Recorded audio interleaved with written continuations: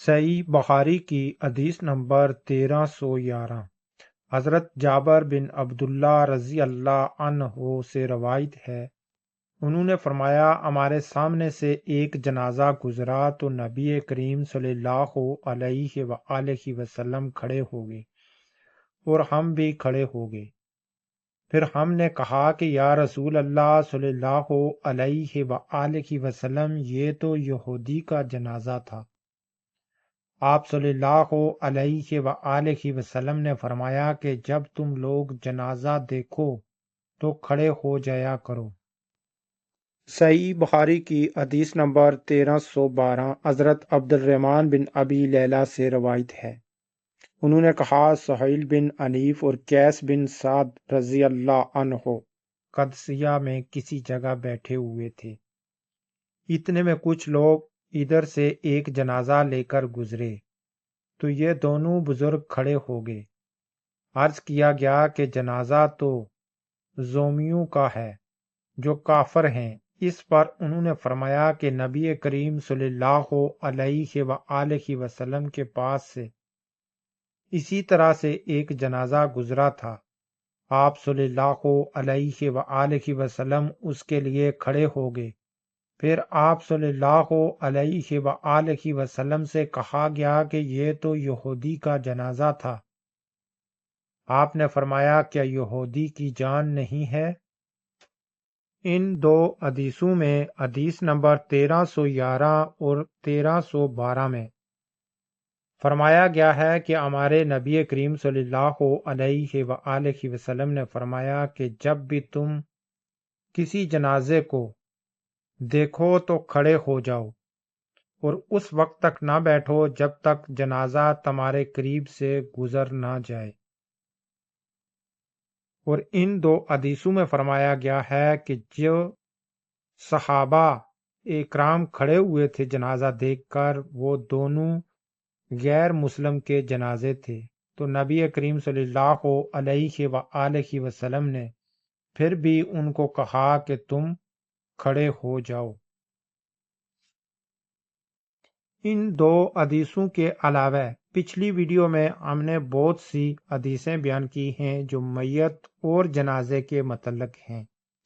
ان میں بھی نبی کریم صلی اللہ علیہ وآلہ وسلم نے فرمایا ہے کہ اگر تم جنازے کے ساتھ چل رہے ہو تو اس وقت تک نہ بیٹھو جب تک جنازہ رکھ دیا نہ جائے، اور اگر تم جنازے کے ساتھ نہ بھی ہو، اگر تم جنازے کو دیکھو یا تمہارے پاس سے جنازہ گزرے تو تم کھڑے ہو جاؤ اور اس وقت تک نہ بیٹھو جب تک جنازہ ادھر سے چلا نہ جائے۔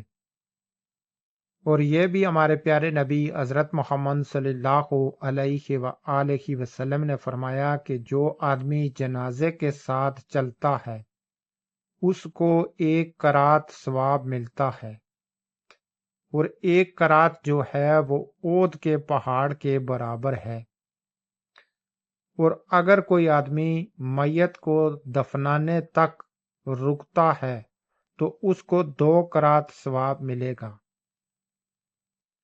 صحیح بخاری کی حدیث نمبر 1314 حضرت ابو سعید خدری رضی اللہ عنہ سے روایت ہے، انہوں نے کہا رسول اللہ صلی اللہ علیہ وآلہ وسلم نے فرمایا کہ جب میت چارپائی پر رکھی جاتی ہے اور مرد اسے کندھوں پر اٹھاتے ہیں تو اگر وہ نیک ہو تو کہتا ہے کہ مجھے آگے لے چلو، لیکن اگر نیک نہیں ہوتا تو کہتا ہے ہائے برباد، مجھے کہاں لے جا رہے ہو۔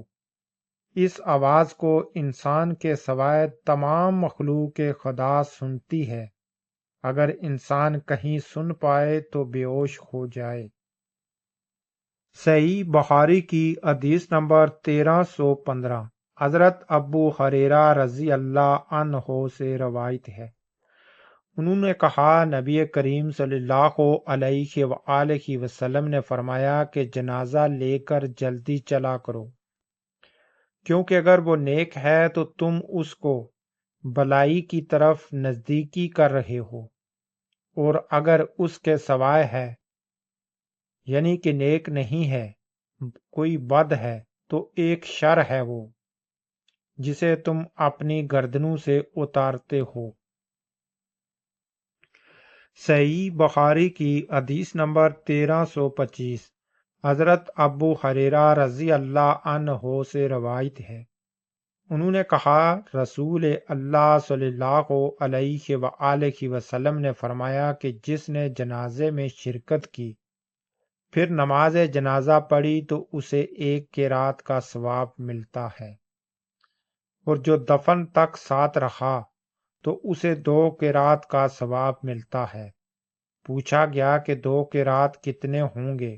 فرمایا کہ 2 عظیم پہاڑوں کے برابر۔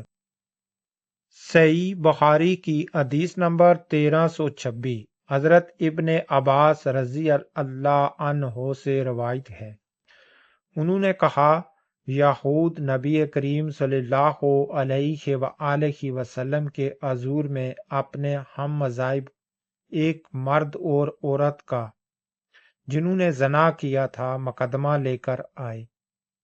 این حضور صلی اللہ علیہ وآلہ وسلم کے حکم سے مسجد کے نزدیک نماز جنازہ پڑھنے کی جگہ کے پاس انہیں سنسار کر دیا گیا۔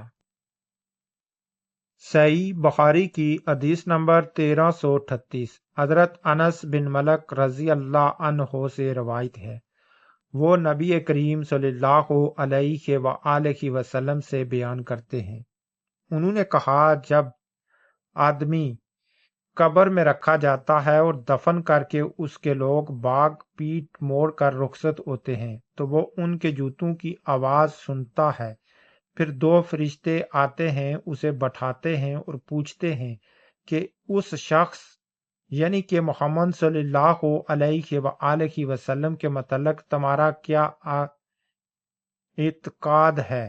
وہ جواب دیتا ہے کہ میں گواہی دیتا ہوں کہ وہ اللہ کے بندے اور اس کے رسول ہیں۔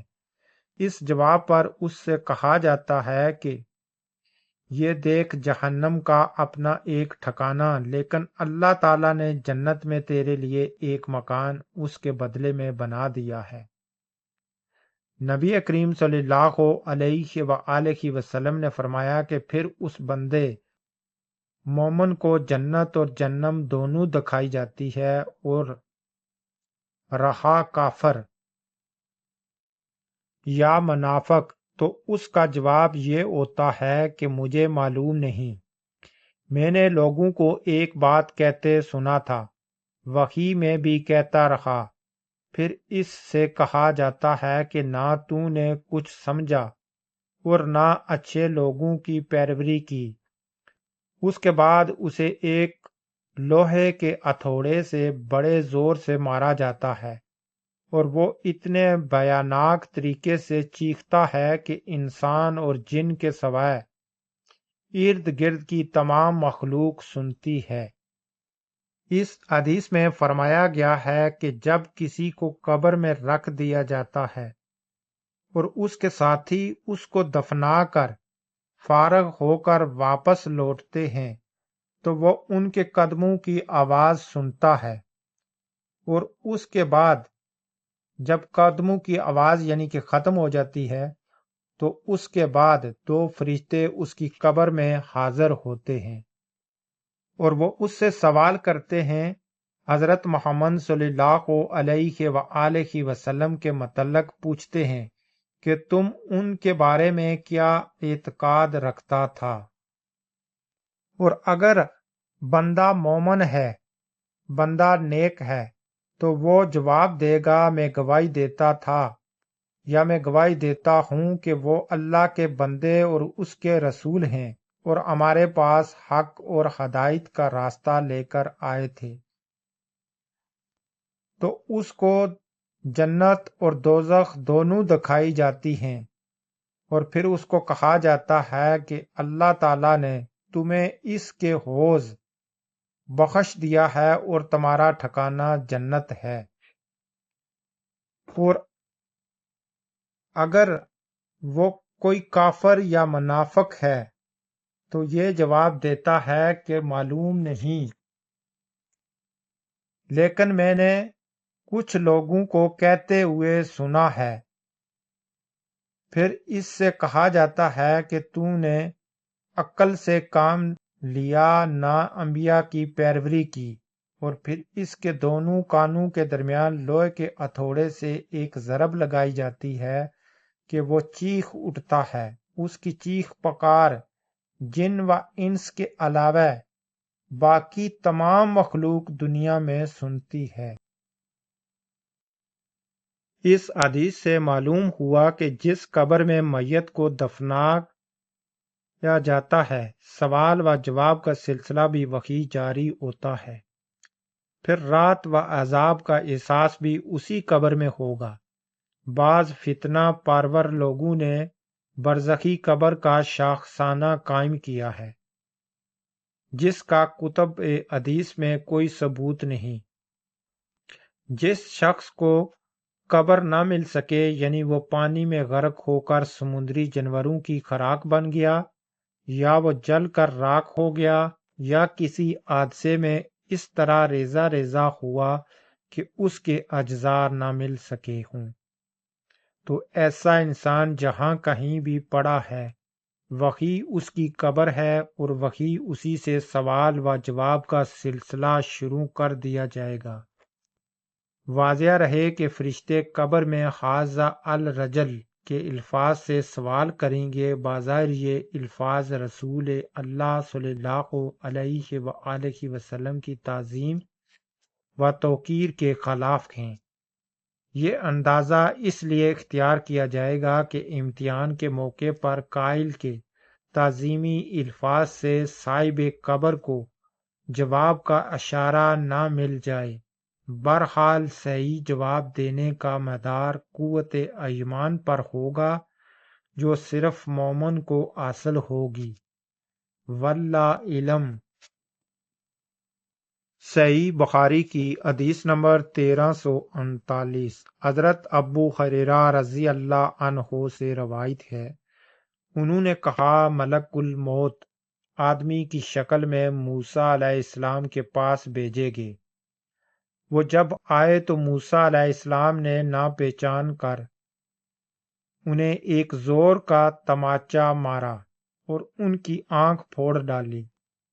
وہ واپس اپنے رب کے حضور میں پہنچے اور عرض کیا کہ یا اللہ، تو نے مجھے ایسے بندے کی طرف بھیجا جو مرنا نہیں چاہتا۔ اللہ تعالیٰ نے ان کی آنکھ پہلے کی طرح کر دی اور فرمایا کہ دوبارہ جا اور ان سے کہہ کہ آپ اپنا ہاتھ ایک بیل کی پیٹھ پر رکھیں، اور پیٹھ کے جتنے بال آپ کے ہاتھ تلے آ جائیں ان کے ہر بال کے بدلے 1 سال کی زندگی دی جاتی ہے۔ موسیٰ علیہ السلام تک جب اللہ تعالیٰ کا یہ پیغام پہنچا تو آپ نے کہا کہ اے اللہ، پھر کیا ہوگا؟ اللہ تعالیٰ نے فرمایا کہ پھر بھی موت آنی ہے۔ موسیٰ علیہ السلام بولے تو ابھی کیوں نہ آ جائے؟ پھر انہوں نے اللہ سے دعا کی کہ انہیں ایک پتھر کی مار پر ارض مقدس سے قریب کر دیا جائے۔ ابو ہریرہ رضی اللہ عنہ نے بیان کیا کہ نبی کریم صلی اللہ علیہ وآلہ وسلم نے فرمایا کہ اگر میں وہاں ہوتا تو تمہیں ان کی قبر دکھاتا کہ لال ٹیلے کے پاس راستے کے قریب ہے۔